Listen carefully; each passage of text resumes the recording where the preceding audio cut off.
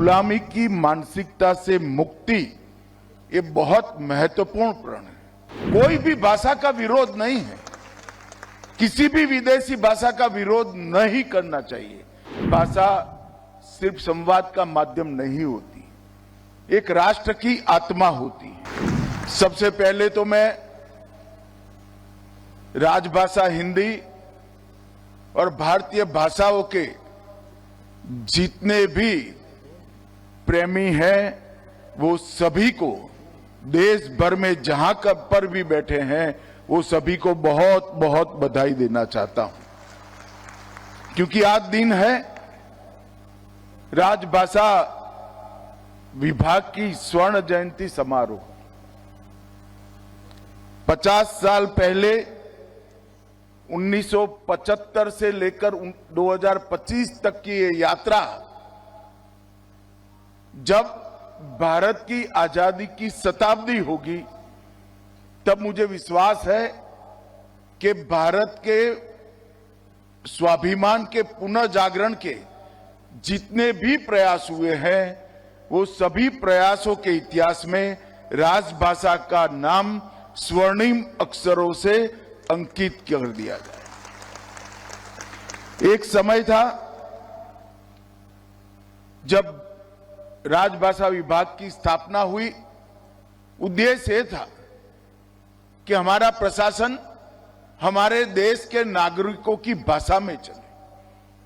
देश का एक आम किसान, एक मजदूर, एक छोटा सा बच्चा और बड़े से बड़ा व्यक्ति समझ पाए, ऐसी भाषाओं में हमारा प्रशासन चलना चाहिए।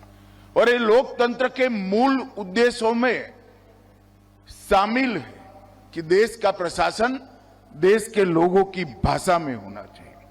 और एक प्रकार से भारत के आत्मसम्मान को जागरूक करने के लिए भी भारतीय भाषाओं का उपयोग प्रशासन में हो, ये बहुत जरूरी था। क्योंकि कोई भी देश अपनी भाषा छोड़कर अपनी संस्कृति, साहित्य, इतिहास और जीवन के संस्कार, समाज जीवन के संस्कार, उसको चिरंजीव नहीं रख सकता। कोई भी देश ने अपनी चिति पर चलना है, अपने संस्कृति के आधार पर आगे बढ़ना है, आत्मसम्मान के साथ बढ़ना है, तो वो देश का प्रशासन अपनी भाषाओं में हो, वो बहुत जरूरी है।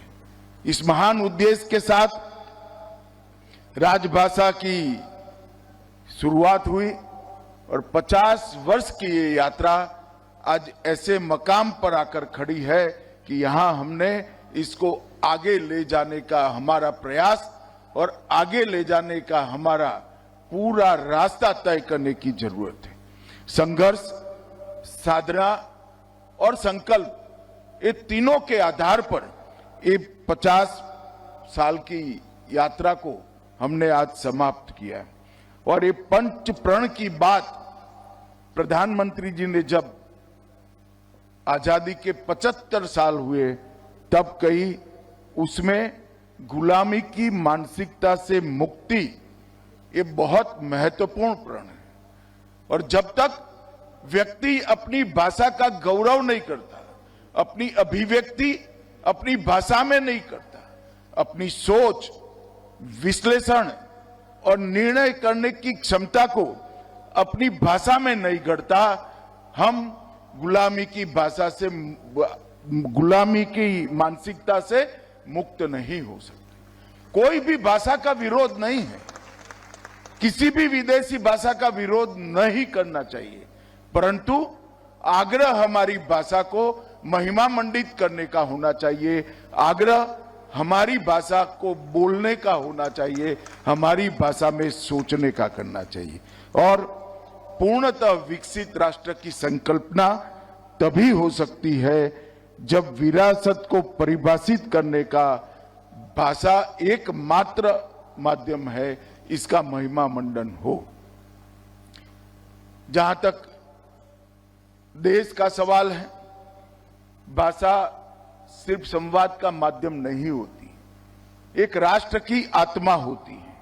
हमारी जड़ें, हमारी परंपराएं, हमारा इतिहास, हमारी पहचान और हमारी जीवन संस्कृति, ये सभी भाषा से कटकर आगे नहीं बढ़ा सकते।